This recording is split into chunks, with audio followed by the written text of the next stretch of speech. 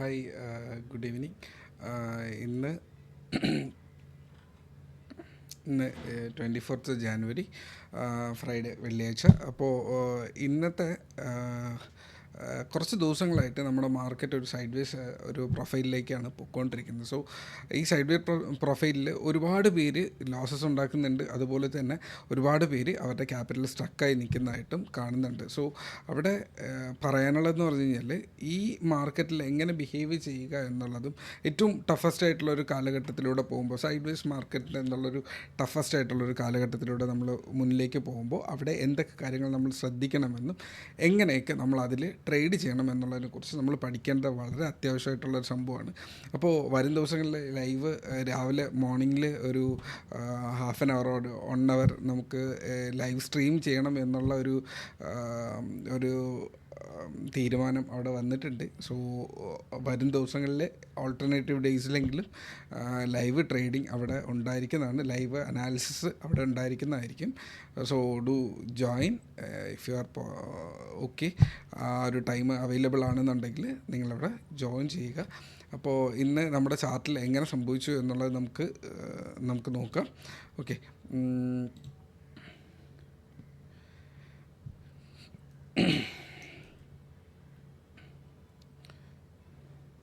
Okay, ഇത് നമ്മുടെ ഇന്നത്തെ ഇപ്പോൾ നമ്മുടെ നിഫ്റ്റിയുടെ ചാർട്ടാണ്. നമുക്കിപ്പോൾ കണ്ടാലറിയാം, ഒരു കപ്പ് ആൻഡ് ഹാൻഡിലിൻ്റെ ലോ ബ്രേക്ക് ചെയ്ത് നിൽക്കുകയാണ് അല്ലേ. ലോ ബ്രേക്ക് ചെയ്ത് ഇതൊരു സൈഡ് വേസ് മൂവിലേക്ക് പോയിരിക്കുകയാണ്.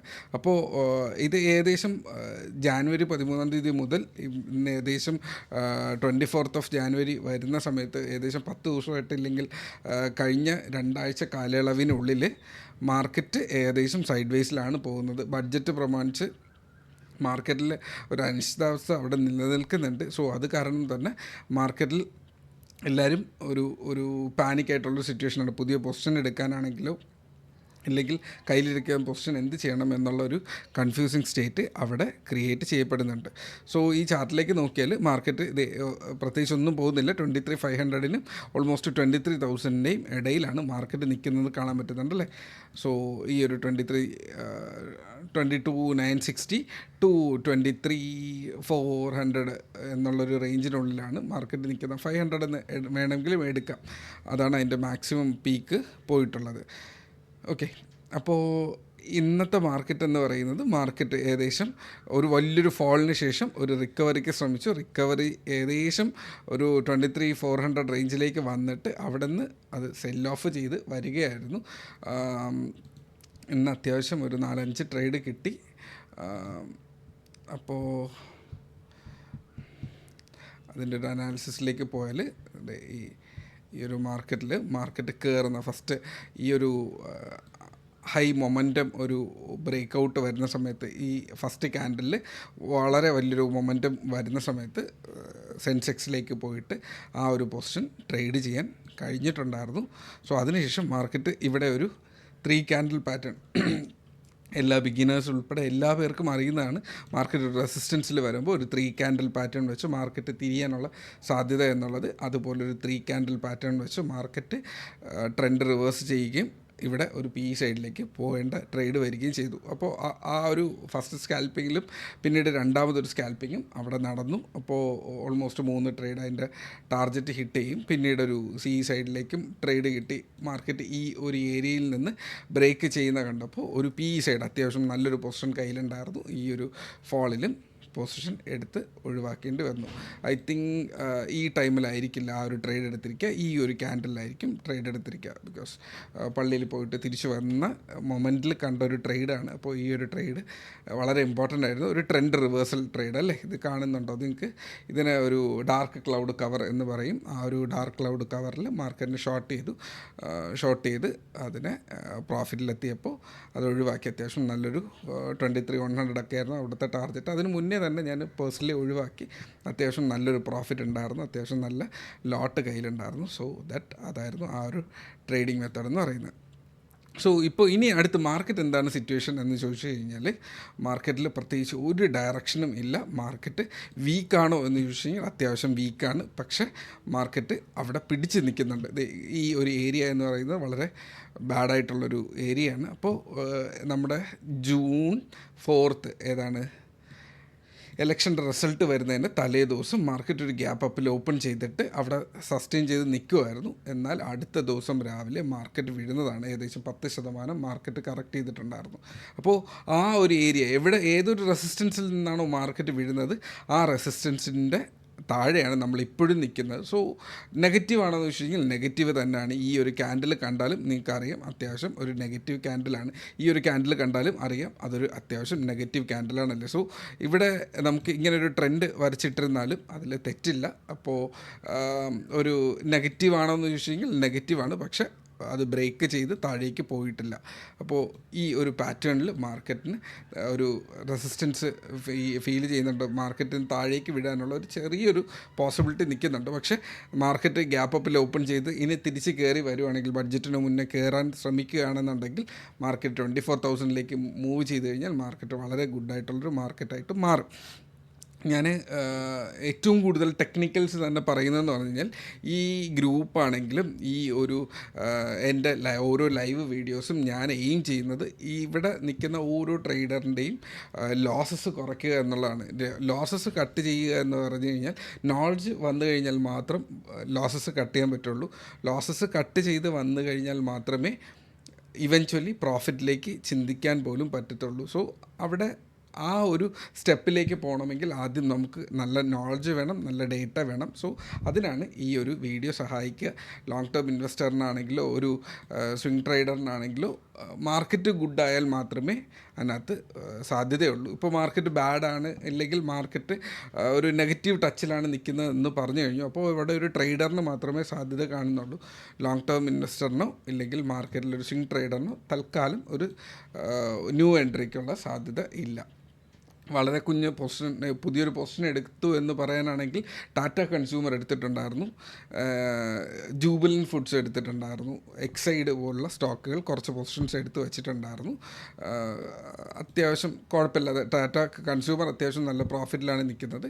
ബാക്കിയുള്ളവർ അത്യാവശ്യം ബൈയിങ് പ്രൈസിൽ ജസ്റ്റ് നിൽക്കുന്നതേ ഉള്ളൂ. മാർക്കറ്റിലൊരു ട്രെൻഡ് റിവേഴ്സൽ കിട്ടിയാലേ ആ സ്റ്റോക്സിൽ മൂവ്മെൻറ്റ് വരാനുള്ള സാധ്യത കാണുന്നുള്ളൂ.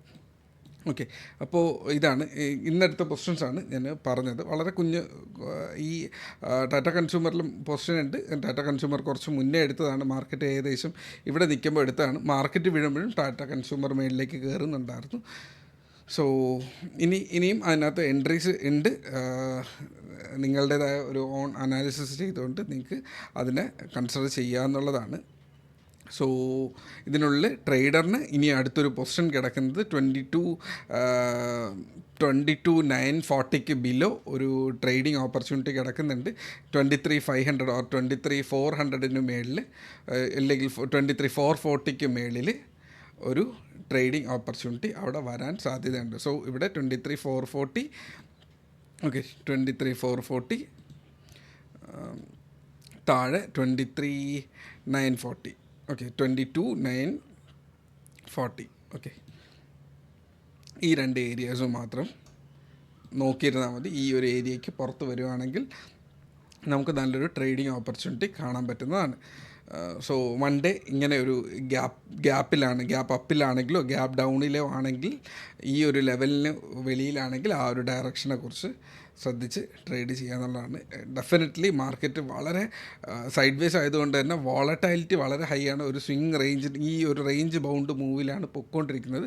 സോ ആ ഒരു റേഞ്ച് ബൗണ്ടിൽ SL കീപ്പ് ചെയ്തില്ല എന്നുണ്ടെങ്കിൽ നമ്മൾ ചിലപ്പോൾ ട്രാപ്പായി പോകാനുള്ള സാധ്യതയുണ്ട്. സോ അങ്ങനെ തന്നെ അതിനെ എടുക്കുക. ഓക്കെ, അപ്പോൾ ഇന്നത്തെ സെഷനിൽ വേറെ എന്തെങ്കിലും പറയാനുണ്ടെന്ന് തോന്നുന്നില്ല.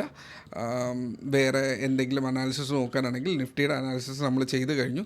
ബാങ്ക് നിഫ്റ്റിയും നിങ്ങൾക്ക് കണ്ടാലറിയാം, ഓൾമോസ്റ്റ് എല്ലാ പേർക്കും അറിയുന്ന ഒരു പാറ്റേൺ തന്നെയാണ് ട്രിപ്പിൾ ടോപ്പ് എന്നുള്ളൊരു പാറ്റേൺ. അത് ബ്രേക്ക് ചെയ്തിട്ട് അതേ സിറ്റുവേഷൻ തന്നെയാണ് ഇവിടെ 49,600 എന്നുള്ളൊരു ഏരിയ. 49,600 എന്നുള്ളൊരു ഏരിയയിൽ അവിടെ ഒരു റെസിസ്റ്റൻസ് നിൽക്കുന്നുണ്ട്. സോ ഈ ഒരു 49,600 മാർക്കറ്റ് റെസിസ്റ്റൻസ് എടുത്തിരിക്കുന്നത്. നമ്മൾ അവിടെ ആണെങ്കിലോ 23,400 ആണ് അവിടെ പറഞ്ഞത് അല്ലേ. ഇവിടെ 49,600 എന്നുള്ള ഒരു ഏരിയ. അപ്പോൾ ആ ഒരു ഏരിയയിൽ നിന്ന് നമ്മൾ താഴെയാണ് നിൽക്കുന്നത്. എപ്പോഴാണോ നമുക്ക് ഇതിന് മുകളിലേക്ക് വരാൻ പറ്റുക, അവിടെ ആയിരിക്കും നമുക്കൊരു സൈഡിനെ കുറിച്ച് പ്ലാൻ ചെയ്യാൻ പറ്റുക. മാർക്കറ്റ് താഴേക്ക് വീഴാനാണെങ്കിൽ ഈ ക്യാൻഡലിൻ്റെ ലോയ്ക്ക് താഴെ ആയിരിക്കും നമുക്ക് ഒരു നെഗറ്റീവ് ടച്ച് ഫീൽ ചെയ്യുക. സെൻസെക്സിലാണെങ്കിൽ പാറ്റേൺസ് പ്രത്യേകിച്ച് ഞാൻ വരച്ചിട്ടില്ല. ഓൾമോസ്റ്റ് നിങ്ങൾക്ക് കണ്ടാൽ അറിയാം ഇതൊരു ഹെഡ് ആൻഡ് ഷോൾഡർ പാറ്റേൺ ആണല്ലേ. എല്ലാത്തിലും വെറൈറ്റി പാറ്റേൺസ് ആണ്, പക്ഷേ നിങ്ങൾക്ക് ശ്രദ്ധിച്ചാൽ അറിയാം എല്ലാം നെഗറ്റീവ് പാറ്റേൺസ് ആണ് ഞാൻ വരച്ച് വെച്ചിരിക്കുന്നത് അല്ലേ. ആ നെഗറ്റീവ് പാറ്റേൺസ് വളരെ ഇമ്പോർട്ടൻ്റ് ആണ് എന്നുള്ളതാണ് അവിടെ. ഓക്കെ,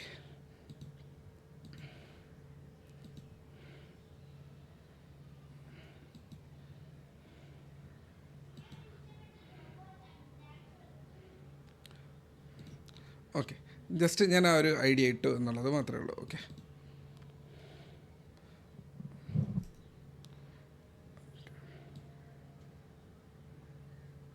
ഓക്കെ, ഇപ്പോൾ മനസ്സിലായെന്ന് വിശ്വസിക്കുന്നു. ഈ ഒരു പാറ്റേണിലാണ് നമ്മുടെ മാർക്കറ്റ് നിൽക്കുന്നത്.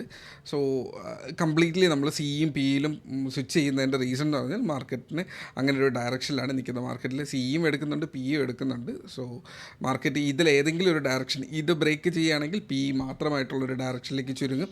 ഇതിന് മേളിലേക്കാണ് കയറി വരുന്നതെങ്കിൽ നമ്മൾ സിയിൽ മാത്രമായിട്ടുള്ളൊരു ഡയറക്ഷനിലേക്ക് മാറുകയും ചെയ്യും. സോ ഇത്രയൊക്കെയാണ് മാർക്കറ്റിൻ്റെ അനാലിസിസ് എന്ന് പറയാനുള്ളത്. പ്രത്യേകിച്ചൊന്നും പറയാനില്ല. ടി സി എസിലൊരു ചെറിയൊരു എൻട്രി പോസിബിലിറ്റി ഉണ്ട്, ഇൻഫോസിസിൽ ഉണ്ട്. ഐ ടി സെക്ടർ മാത്രമാണ് അവിടെ കുഴപ്പമില്ലാണ്ട് നിൽക്കുന്നത്. വാരി എനർജീസ് അത്യാവശ്യം ബോട്ടത്തിലാണ് നിൽക്കുന്നത്. 2241 എന്ന് പറയുന്നത് വാരി എനർജീസിൻ്റെ ഏറ്റവും ലോ ആണെന്ന് തോന്നുന്നു. യെസ്, ഓൾമോസ്റ്റ് അതിൻ്റെ ഓപ്പണിംഗ് ഡേയുടെ താഴത്തേക്ക് വന്നിട്ടുണ്ട്. സോ ഒരു ലോങ് ടേം ഇൻവെസ്റ്ററിന് ഈ സ്റ്റോക്കിൻ്റെ ഈ ഒരു 2000 ഓർ 2200 എന്നുള്ളത് ഒരു ബൈയിങ് ഡിപ്പായിട്ട് സ്റ്റാർട്ട് ചെയ്യും. ഞാനിവിടെ ചെറിയൊരു ബൈയിങ് ഡിപ്പിൽ ഞാനൊന്ന് മേടിച്ചിട്ടുണ്ട്. 2250-60 റേഞ്ചിൽ ഞാൻ കുറച്ച് ക്വാണ്ടിറ്റി ആഡ് ചെയ്തിട്ടുണ്ട്. എൻ്റെ ബൈയിങ് റേഞ്ച് 2000 ആയിരിക്കും. ഞാൻ ഈ പറയുന്നത് എൻ്റെ പേഴ്സണൽ എൻട്രീസ് മാത്രമാണ്. ഇത് ഒരിക്കലും ഞാൻ വേറൊരാൾക്ക് റെക്കമെൻഡ് ചെയ്യുന്ന ഒരു എൻട്രീസ് അല്ല. നിങ്ങൾക്ക് അത് വാല്യൂ ആണ് എന്ന് ഫീൽ ചെയ്യുന്നുണ്ടെങ്കിൽ മാത്രം എൻട്രി എടുക്കുക. സോളാർ സെക്ടറിലുള്ള ഒരു സ്റ്റോക്കാണ്.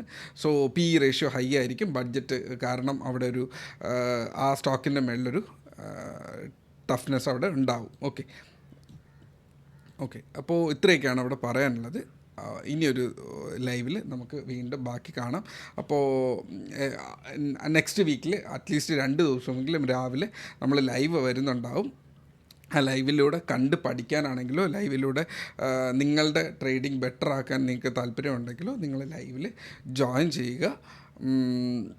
അപ്പോൾ അത്രയേ ഉള്ളൂ ഇന്നത്തെ സെഷൻ. Trade safe. 2 ദിവസം വീക്കെൻഡ്.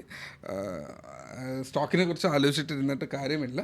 മാർക്കറ്റ് ഓക്കെ ആകുമ്പോൾ സ്റ്റോക്സും റിക്കവർ ചെയ്ത് വരുന്നതാവും. മാർക്കറ്റിൽ എപ്പോഴും ഒരു 5-10% കറക്ഷൻ മാർക്കറ്റിൽ പലപ്പോഴും കണ്ടിട്ടുണ്ട്. പലപ്പോഴും സ്റ്റീപ്പായിട്ടുള്ള റിക്കവറീസും വരാറുണ്ട്. സോ മാർക്കറ്റ് ഇങ്ങനെ തന്നെയാണ്.